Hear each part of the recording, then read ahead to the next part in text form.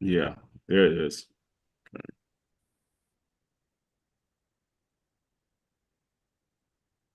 All righty. So we're streaming now, right? Yes. Okay.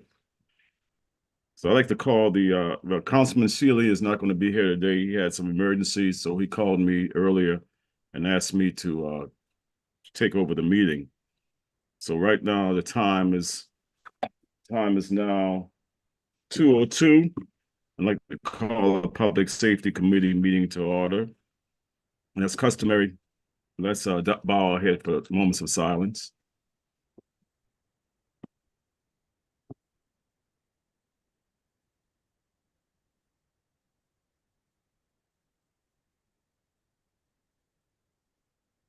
Amen. Thank you. And first we have on the agenda is the Policeman Department update. And who will be doing that? Good afternoon, Councilman. This is me, Walker. Let me see if I can get my presentation up here.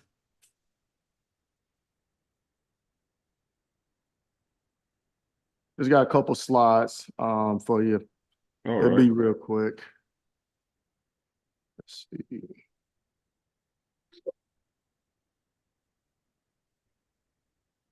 There we go. So to start off, just give you a little goal of ours. So now we're normalizing using a minimum of a 5-year crime trends as opposed to a single year and month-to-month trends. So this graph pretty much represents that. That's from 2019 to the current 2023 for the most part. And there's a reason why we're doing it this way.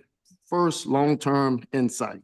Analyzing crime trend over a 5-year period reduces the impact of anomalies and offers a clearer view of real trends. Second, seasonal understanding. This approach averages out seasonal changes, distinguishes real trends from seasonal fluctuations, and predictive reliability. It extends data cycles for more accurate future crime trends predictions, enhancing planning and resources allocations. And last, trend identification. Unveils the slow-moving trends not visible in short-term data, crucial for strategic decision-making.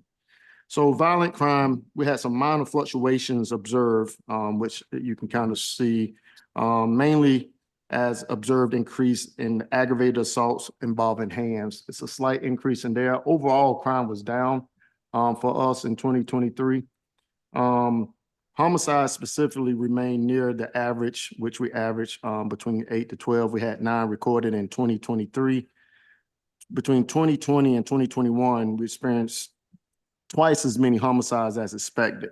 And based on the 5-year trend data, we are slightly below where we expected to be overall at the end of the year. In the upcoming annual report, we'll provide more breakdowns of actual case solve rates and more specific patterns if there are any. Let's see. Property crime. Let's see if I can get this. Uh-oh. I have to help me out here. There we go. Property crime overall, consistent numbers were slightly variations. Understanding that we had observed a spike in 2020, which remains our outliner, judged by that chart. Increases in the theft from motor vehicles and a slight uptick in burglaries were noted. We understand property crimes affect more people in the community with a higher number of reported incidents, which leads us to the continued push for our own DNA laboratory program. Currently, evidence from property crimes is not processed by other facilities, i.e. Columbia. Having our own in-house facility will help us combat property crimes by increasing our capacity to identify property crime offenders. Drug violations.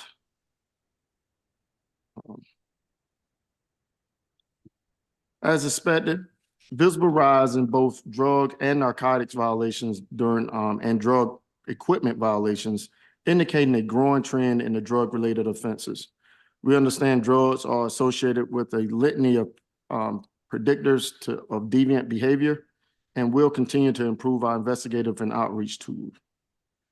One important consideration here is that not all drug violations incidents must only end in an arrest. Criminal charges and in the case of overdoses and deaths. Instead, we participate in a comprehensive multi-agency program to tackle the challenges of drugs use and abuse. Can you go to the next slide?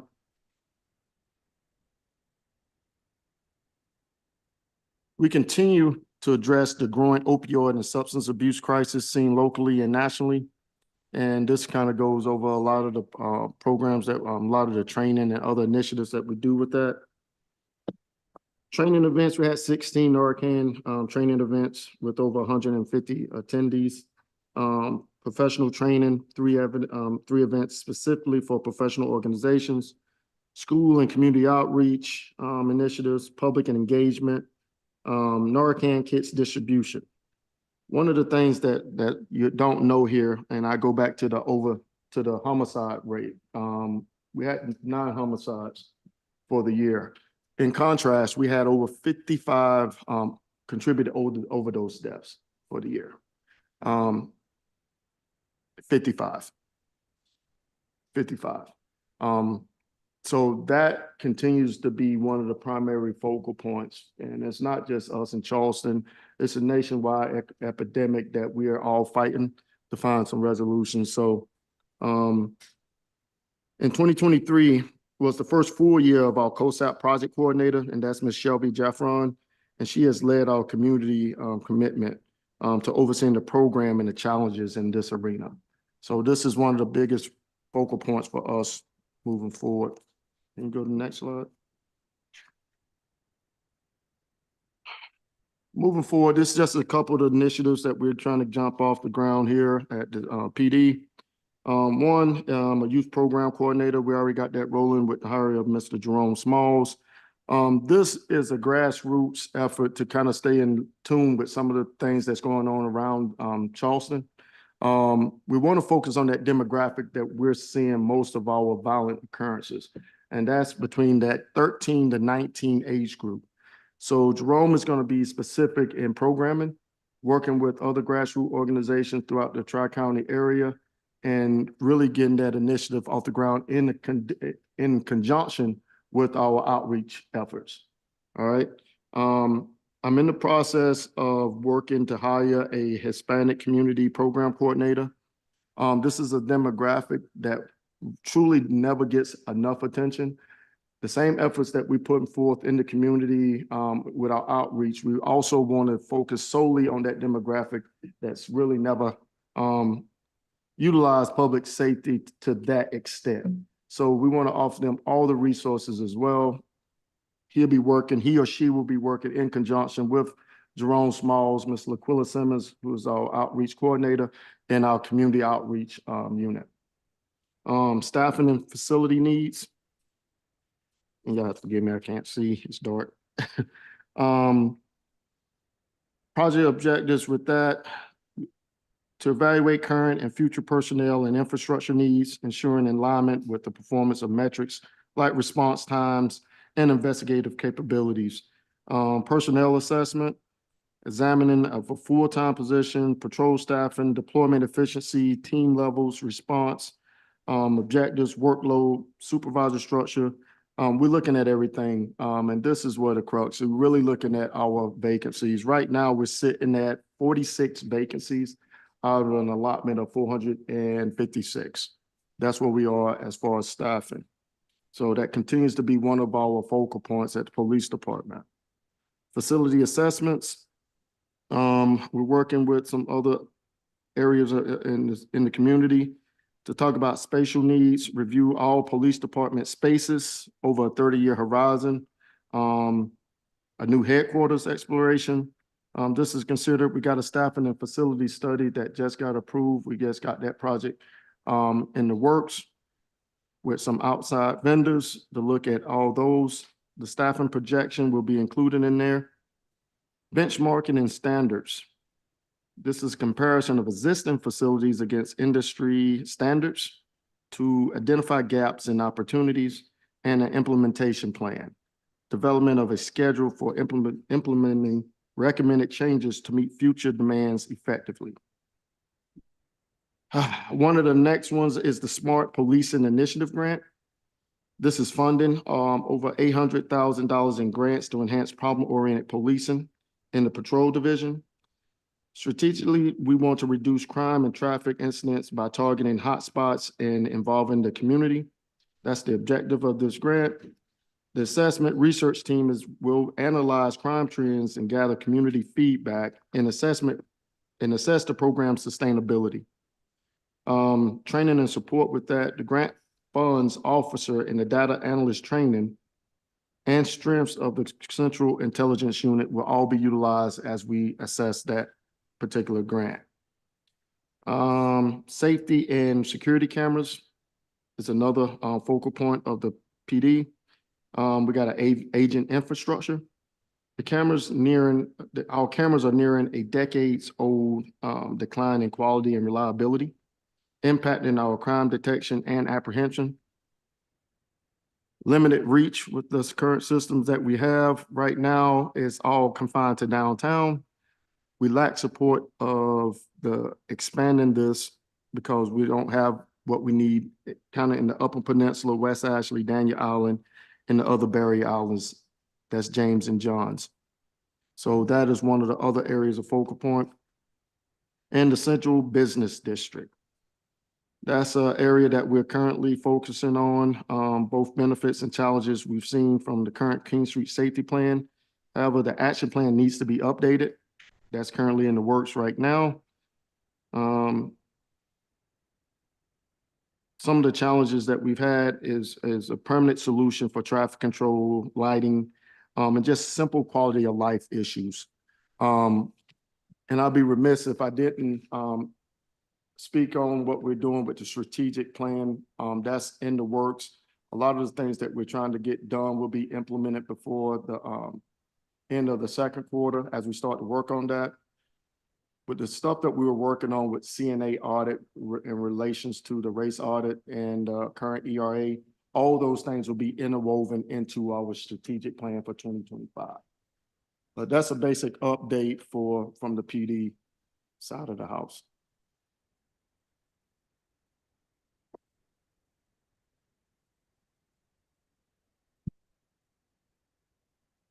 Any questions, Councilman? Oh, you finished? Oh, you completed? Any questions from anyone, from any council member, anyone? Councilmember Tinkler? Yeah, I just had a question about the crime statistics. I guess I'm new to the committee, so this is the first time I've seen the report. But those are actual crime numbers, correct? Actual reported crimes? Yeah, the actual numbers, we haven't released our annual report for 2023. That's scheduled to be released by the end of the first quarter, end of March, beginning of April. That number, all the numbers will be released in a final report that would be published for the public and the council. I mean, is there any data that shows the crime rates as it relates to population growth, or is that even something that's worth keeping track of? No, sir. The crime rate, as we report, is just raw numbers. Okay. So what we did with the crime, that's why we did a 5-year analysis, so you can kind of see. But it fluctuates from year to year, and our numbers are only off by 1 or 2 numbers, so it changes the percentages. So we try to give you a full picture of everything through a 5-year analysis. But the annual report will have specific numbers related to all the crime, from homicides, ag assaults, all the property, motor vehicle thefts. Everything will be incorporated into that report. Any other questions? No, I didn't see any more. Thank you very much, Chief. Thank you. So now we can move right along to the fire department update. Good afternoon, everybody. Just a couple of bullet points from the fire department, and I will make sure I send these out to the committee at the conclusion of the meeting. Wanted to go over our authorized positions and vacancies in the fire department. Currently, we're at 427 positions. We have 14 vacancies in the operations division, which is 3.8%. And we strive to keep that under 5%. We anticipate that we're going to lose 1.5 to 2 people per month. So in the first quarter or the first half of the year, we should lose probably 12 people. We do have a fire academy that will start in July. And when we do that, we will be able to take the current vacancies, the vacancies that we incur at the first half of the year, and the vacancies that we will create on July 1st, and basically come up to full staffing in the operations division. On July 1st, we'll get 17 additional positions in the operations division of the department. 15 of those positions will be dedicated to an engine company that will eventually go onto Johns Island in early 2025. And the other 2 positions are backfill within the department. Outside the operations division of the department, we currently have 10 vacancies. 8 of those 10 vacancies are due to positions that were allocated to the department as of January 1st. So we have hiring processes in place already for each of those 10 positions. Looking at 2023 and looking at the department's performance as it relates to emergency operations, we try to get the first unit on scene for every emergency that we're dispatched to in 7 minutes and 30 seconds or less. That's measured at the 90th percentile. So it's not an average, but at the 90th percentile, we're striving for 7 minutes and 30 seconds. For all the fire calls that the department was dispatched to, we are within the 7 minute and 30 second parameter. At low risk, which is say a house fire, a single family house, we're at 7 minutes and 22 seconds. For a moderate risk, which is maybe an apartment building, we're at 6 minutes and 57 seconds. And for high risk structures, say hospitals, we're at 6 minutes and 21 seconds. For the medical calls that we get dispatched to in the course of a year, we're at 9 minutes and 19 seconds. We're striving for 7 minutes and 30 seconds. So we're above where we need to be with that. Looking at the data, there was a huge spike in the amount of time it takes the Consolidated Dispatch Center to process medical calls. So we're reaching out to the Consolidated Dispatch Center to talk with them about how they can reduce that time, which will then positively impact our time. Excuse me, our times. And just for a note of clarification, we measure from the time the 911 call is picked up at the 911 center to the time somebody from the fire department makes a positive impact on the emergency. So do you track the time between when the call comes in and it gets to you, or that we talk about the spike? Yes. What's the average time between when the call comes in? Who is that? Oh. Sorry, Mr. Chairman, it's seeking. Oh, okay. I was just asking about the time between when the calls come into the Consolidated Dispatch Mhm. and the time that either Chief Curia or Chief Walker gets that call from Consolidated Dispatch, what that time looks like. So for 2023, for medical calls, it was 3 minutes and 13 seconds that it took. So half your time is eaten up by getting the call one to the next. I'd say about a third of the time. So when we can reduce that, will positively impact our times. And, I think the most obvious thing that I could say is there could be a case to be made to not count that time as far as our response times. But for the person who has the emergency, they don't care what part is attributed to the Mhm. county and what part is attributed to the city. So we measure the entire time. And is that industry standard? And when you say the industry, we talked about the 7.5, Mhm. is that for just your things within your control or through the Consolidated Dispatch as well? When we talk about the 7.5, that's everything, Consolidated Dispatch and the Charleston Fire Department. So we obviously want to see that 3 minutes and 13 seconds come down, which will likely bring our medical response numbers right in line with where we need to be. I do want to point out, as we talk about emergency responses, we had 0 fire deaths in the city of Charleston in 2023, which is fantastic. Mhm. Excuse me, pivoting away from the response metrics and going to facilities. Everybody has heard me say time and time again that the Charleston Fire Department has a lot of work to do in the area of its facilities. So we have 17 fire stations in the operations division. That's not accounting where the administrative group is or anything on Milford Street, since we know that that is going to relocate. And it doesn't include the fire marshal's division, but just with the fire stations that we've got in the city, we do have 2 rented facilities. Both are in Cainhoy, Station 20 and Station 21. We are working with Ms. Wharton and her team to try to secure land for Station 20 for a rebuild. And we're also talking about a land donation that would enable us to eventually relocate Station 21. We have 1 renovation coming up in the upcoming year. That's Station 18 on Daniel Island.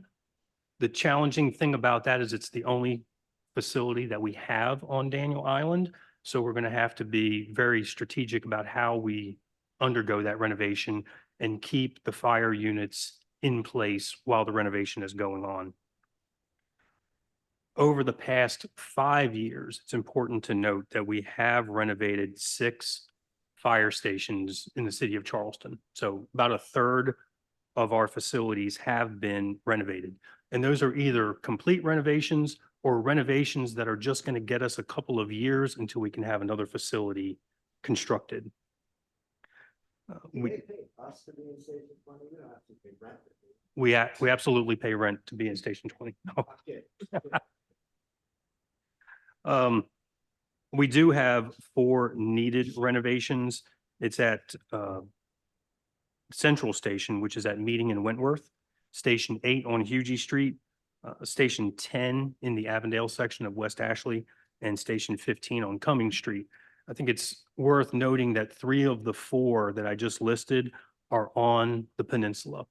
And the challenge that we run into with renovations on the peninsula, 1, they're incredibly expensive, but also we can only go about 1 renovation at a time because we have to make sure we maintain fire coverage in the peninsula. So shifting units around in the area of the city where we don't have bandwidth to shift units is quite challenging.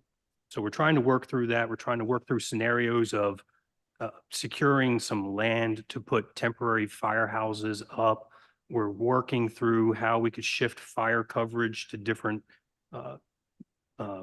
places within the peninsula, maybe other firehouses. But it all has to be done with an eye toward maintaining our response times. So we're working through those. We have 4 stations that need to be rebuilt. Station 16 in West Ashley, Station 17 on Johns Island, and then the aforementioned Stations 20 and 21, which are the rented facilities. We do need new facilities. Those are in Cainhoy. We'll need to add another firehouse in Cainhoy to keep up with the growth out there. So long-term, we need at least 3 firehouses out there. We'll need 1 or 2 more firehouses on Daniel Island long-term. And on Johns Island, we'll need 3 firehouses, 1 of which has already been planned for, and we anticipate to break ground sometime mid-2024. I also wanted to touch on our retention efforts. The starting pay for a Charleston fire recruit with a high school diploma has gone up to just over $48,000 a year. It's $48,004, and that is for a high school graduate with no advanced degree. When the recruit completes a 6-month training period and graduates and gets placed in the operations division, of the fire department, they go up in pay to $50,700. We've made great steps in advancing the pay for our firefighters, but I do have to say, one of the most common comments that I hear when I'm doing an exit interview with any of our firefighters is the cost of living in the Charleston area. So I do think that that's worth noting. I think we're making great progress, but I think we just need to keep our eye on that one. One of the things I talked to Councilmember Shealy about already, and I know we've had discussions at the Public Safety Committee previously, is also the need to roll the Fire Marshal's Division into the Charleston Fire Department pay plan. They're sworn firefighters. They're the only sworn segment of the fire department that is not in the fire department pay plan. So we're still working through that. I've recently had conversations with Ms. Wharton about that. So we're moving forward with that, with the concept. It creates, there's a bit of a pay disparity, but long range, what I would like for the fire department is I would like for the ranks in the fire marshal's division to correspond with the ranks in the operations division, so we can have some interchangeability among our team. And if we have a captain that has been riding on a unit in downtown Charleston for the last 10 years, and all of a sudden that person wants to go into the fire marshal division, we can absolutely bank on the experience that they're bringing and put them right in the fire marshal division. Conversely, if we have somebody who's been in the fire marshal division for a number of years and they want to go back and re-engage with their firefighting skills, I want to be able to do that also. The fire marshals have to maintain their fire certifications. So we, Amy Wharton and I are working on that and talking about that. Lastly, I wanted to touch on diversity, equity, and inclusion in the Charleston Fire Department. It is no secret that the Charleston Fire Department is not as diverse an organization as we want it to be. Currently, we are 91.4% white male. We are right at 4% African American.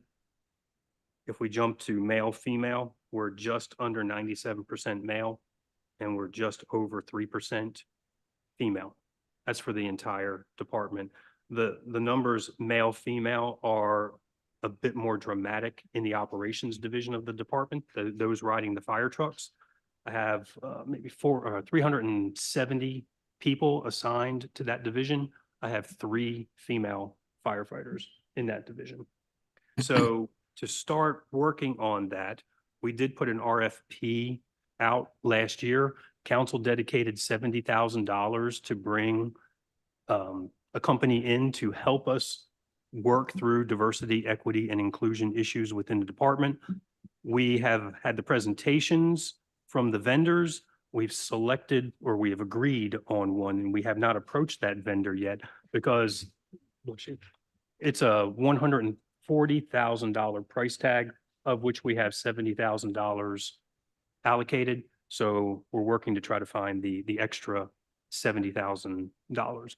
Once we get that done, or once we at least have a plan to get that funding gap closed, we will approach the vendor and then work on getting some assistance in the DEI field. And that's all I have, unless anybody has questions. Chief, in the diversity part of it, is the people in the African American they're not applying or something? In the last year, we actually saw an uptick, council member. So the further we go into this, we're finding we got more applicants this time, but we're tracking now where people are dropping out of the process, whether it's written test or it's physical ability test or it's interviews. We're tracking where people are dropping out now. And what we're seeing is, although the raw number of applicants, diverse applicants, increased, they dropped out in the course of the process. So actually, for the process that we have in place right now to hire firefighters for July, just this Saturday, we put into place what we're calling a pre-academy concept. And we're Mhm. bringing applicants in. We brought 37 in on Saturday, 10% diverse applicant pool on Saturday. And we spent an entire day going through what the life of a firefighter looks like, written test techniques, interview techniques, and then we demonstrated the physical ability test for them and allowed them to participate for themselves, finding that a lot of times people fail out of the physical ability test because they're not familiar with the process, not because they can't do the process. So if Saturday was any indication, we had 37 people, and I believe 4 were non-white males. Okay. Do you also still reaching out to the schools, Yes, sir. high schools around in the college or Charleston Tech or whatever the case may be around in the areas? Yes, sir. We have retooled our recruitment efforts. We've narrowed the focus, and instead of going all over the state of South Carolina, we are focused on the Charleston area and the immediate vicinity around Charleston. If we go outside the Charleston area, it's a very specific reason, maybe to a program in Greenville that already has a firefighting high school program. So we're Mhm. going out and talking to those people, but largely we're focusing on local talent. And just last week, we completed the donation of the Charleston Fire Department decommissioned engine that went to the St. John's High School for their firefighting program. Right. A very diverse student body. The hope is that we will partner with St. John's High School, and as the students graduate from that program, we'll be able to bring them right into the Charleston Fire Department. Okay, thank you for that. Mr. Yes, Mayor, sir. you have any question? I think I'm all right. Did want Okay. to catch up with you on the fire stations and some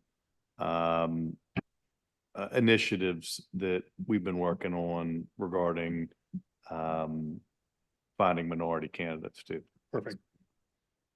All right, thank you very much, Chief. Any other questions before? Excuse me. Yes. Before we move on to the next item, I believe we skipped approving the minutes. I could be wrong. Okay, cool. Can we do that, please? I forgot about it. Okay, well, may I get approval for the minutes, please? If everyone have read the minutes, I bypassed it. May I have a motion to approve the minutes? Seeking approved, Cogswell seconded. Okay, was moving second, all vote by saying aye. Aye. Opposers nay, the ayes have it. Thank you very much for that. So we can move on down to number 6, which is the police department approval to submit an application. We need number 5, council member. Emergency management update? Yeah. All righty. Thank you very much. I'm moving pretty fast today. Good afternoon, everybody. Go over the emergency management priorities and our other operations. For 2024, our top priority is the hazard mitigation plan. This is a grant-funded project that has been in progress for quite some time. Our current status on it is that the contractor is going through the what they propose to be the final draft. Of course, we'll review that before sending it up to city leadership and then eventually to council for approval. The hazard mitigation plan is essentially, we've done all these analysis and studies. This is the document where we pull all that information together and we actually develop a strategy, how we take that information and put it into action to better prepare the city for disasters. We anticipate having that proposed final draft by the end of this month. I should have it by the end of this week, but I need to touch base with the contractor on that. And assuming everything goes well, final completion should be done at the end of April of this year. And that will include approval from FEMA. So it will be a federally recognized document. And that'll help us out with grant funding in the future. Our second priority is the emergency alert and warning system. We have identified that there is a significant need for us to be able to quickly and efficiently communicate both internally and externally whenever we have emergency conditions. We have reached an agreement with Charleston County to utilize the Everbridge system. What that'll allow us to do is communicate internally through text messages and emails for all of our city staff. And for the public, we are able to send out messages to to specific locations throughout the city to let people know if they're potentially in danger. So if we have flooding in a certain area, we can let people know, stay indoors, or if they've got time, we can let them know to move their vehicles to a higher area. So try and reduce a lot of that risk that comes with the emergencies that we face quite often in the city. Right now, our status on it is that we have completed the initial internal testing. We did that successfully. We're very happy with the system. The next step is going to start the external testing. So we're coordinating with GIS, public information, because of course we don't want to ping people's phones and they have no idea what's going on. So we're going to get information out about that, and hopefully we will have the first external test done March of this year. And then anticipated completion of the project, assuming everything goes well, will be May of this year. So in advance of hurricane season. Our third priority is the Emergency Management Department's Standard Operating Procedure Manual. One of the things I noticed when I came on board to the city was that we didn't have formalized policies and procedures for the department. A lot of that has to do with the fact that EMD has bounced between departments over the years.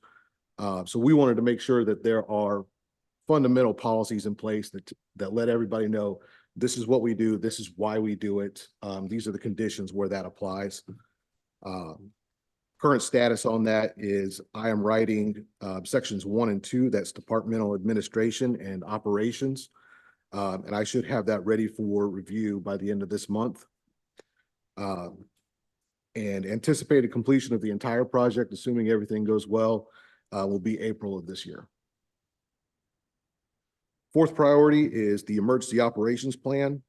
When I conducted my review of the current emergency operations plan, I found a lot of critical errors, things that needed to be addressed, and there were enough of them that it warranted rewriting the plan. So I'm currently working on that. The emergency operations plan is essentially our playbook for whenever there's a disaster. It outlines everything that the city does, why we do it, and it's designed so that if I'm not available for whatever reason, whoever's replacing me understands what needs to be done and who's responsible. Can you give just a simple explanation between the emergency operations plan and your standard operating procedures? I mean, where the discrepancy is? One's, I'm assuming, internal and one's more external. Standard operating procedures are going to be specific to EMD, just what we do as a department. The emergency operations plan is applied citywide. So all of our partners are. We have assembled a EOP committee that's internal stakeholders from all across the city that will help me write the plan. That way it's done with a focus on the entire city rather than what I believe to be the correct course of action. Our next deadline on that is going to be the first quarterly review. That's going to be in April. And the anticipated completion, assuming everything goes well, is going to be December of this year. It is a very extensive document and it's designed to be updated every year. So this will be an ongoing process for us. And then our final priority for this year is the Urban Flood Detection Program. This is another grant-funded initiative that we picked up here. What we're doing is we are locating all of those flooding hotspots throughout the city, and we are trying to install cameras, floodwater sensors, digital signage, and eventually we'll even install some barrier arms to prevent people from driving through those high hazard areas. Of course, that'll take a lot of stress off of our police officers, firefighters, and open up resources. And of course, it keeps the public safe, especially those tourists and other visitors who aren't familiar with those areas that flood frequently. So that should cut down on a lot. Right now, we are in phase 1 of that project. We're finalizing it with the 1761 split in West Ashley. We have marked our locations for installation. The contractor is standing by and we have all the equipment already purchased. So it's just ensuring with DHEC that the locations that we have picked aren't going to cause any problems ecologically. So as soon as we have that signed off on, we'll be able to start installation. We anticipate that to be this month. And then anticipated completion of this phase one will be April of this year. And then following up on that, our project team is developing a large scale project. Essentially, since this is phase one, we'll outline phases 2 through 10, and we'll be able to present that to leadership. So you can see sort of the large plan of how we're going to install these locations and how they're all going to work together to help hopefully keep the entire city safe whenever we have these flooding issues. So this should be a high impact project that's relatively easy to get done. FEMA's already told us that they think the project is a great idea. They're willing to approve grant funding for it. We just got to make sure we get the grant applications in and we have a fully scoped project for them. Mm-hmm. Our other operations, the things that we're constantly working on, of course, right now we are in the planning process for the Cooper River Bridge Run. We serve as the liaison unit for that. What we do is essentially we make sure that the Bridge Run folks have all the resources they need. They get the personnel they need. We're developing we're updating a manual for them so that every year we know what the planning process is supposed to look like. It's been kind of ad hoc over the years, so we want to get rid of that. Helping them find volunteers, helping them find partners who can provide critical resources and make sure that the bridge run is done as safely as possible. We work very closely with police and fire on that. It's probably one of our best relationships, I think, because everybody's so involved in it. Of course, we've got the 2024 hurricane season coming up before too long. This is a continuous mission for us. We're working on this year round. We've got a lot of events that we're putting into this, including several training exercises, bringing courses in from FEMA, working on helping our staff get better prepared for this. So we've got a lot going on for that, and it is a heavy workload for us. Our public education and outreach, we are making a concerted effort to improve this. Over the years, we've done a couple of events annually, not nearly enough. So we're trying to improve our public awareness, getting our people out in front of classrooms, at public events, everything like that. We did have a recent success with that. We have had a informal partnership with the Naval War College and Naval Staff College. They have brought their international classes down to Charleston, specifically to hear from our resiliency office and our EMD office on how we approach, especially our flooding hazards. So that's been a great step forward there. And it's a good partnership. We're hoping we might actually formalize that here within the next month or so. Our next operation is volunteer management. We have a very significant need for volunteers. A city this size with our hazard profile, if we get hit by something strong, if we have another Hurricane Hugo level event, we absolutely need a strong volunteer base that's going to be able to help out in the communities. We are working with the county right now on revitalizing the Community Emergency Response Team program. That is a formalized volunteer program, allows us to actually train up neighborhood church groups, just a random group of citizens who want to get together, anything like that. We give them training on how they can respond within their communities, and it builds up that local resiliency because there are going to be situations where we might not be able to get help to people for 24, 48 hours if we're talking about a Hugo level event. So having communities being able to take care of themselves, very vital to the city's future. And our last continuous project is the Emergency Operations Training Program. We implemented this last year. It's very successful so far. It's based on the idea that we're going to have 4 annual exercises. That's going to be a tabletop exercise, which is where we discuss plans and operations and procedures. An activation drill where we actually activate the MEOC and we have our personnel come in and do a simulated exercise. A seminar where we're going to bring in subject matter experts from across the region, sometimes across the country, to talk about hazard response, disaster response, and give our folks some new ideas to think about. And then we wrap it up at the end of the year with a full-scale exercise, and that's where we actually go through the entire process. We simulate an event, and everybody has to work through that event and show that we understand what it is that we're supposed to be doing. We also bring in multiple FEMA courses, and we are currently working on developing in-house training briefing. These are going to be small classes that we can give in person. Eventually, they're going to be available through small webinars that staff can access. Takes no more than 30 minutes to an hour, so that we can provide that continuous training throughout the year. And that is into my report. All right. Anyone have any questions? When you get to the bridge run, just contact Councilman Seekins. He can help you with the bridge run. And but anyone have Councilman Tinkler? Yeah, I've got a couple questions. I guess my first question, it relates to phase 1 of the urban flood detection program.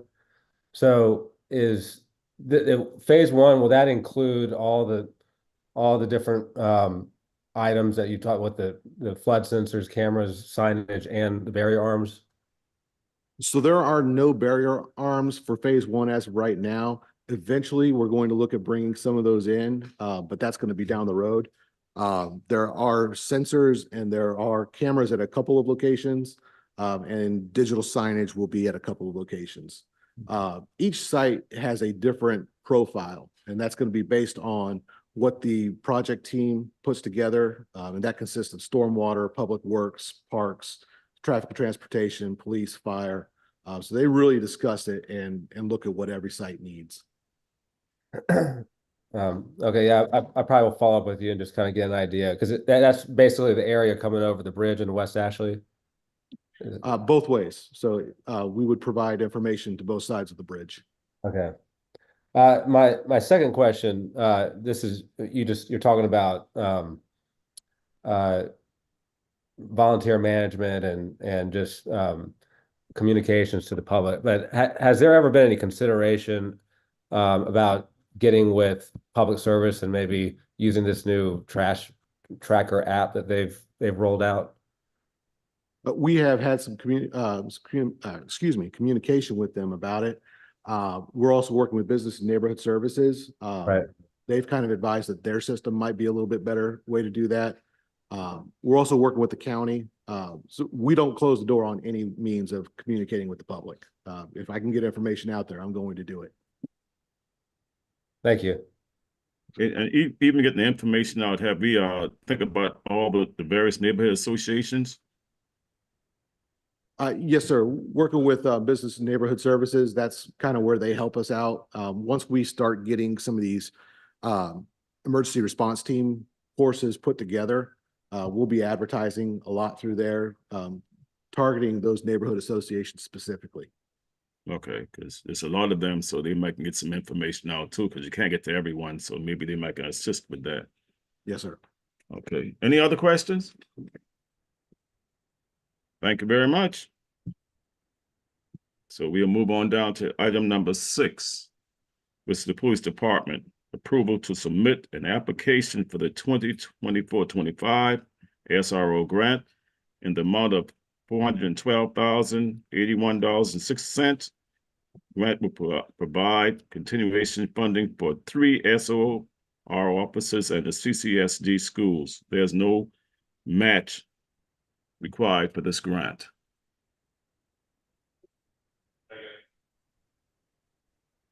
If anyone have any questions for make a motion?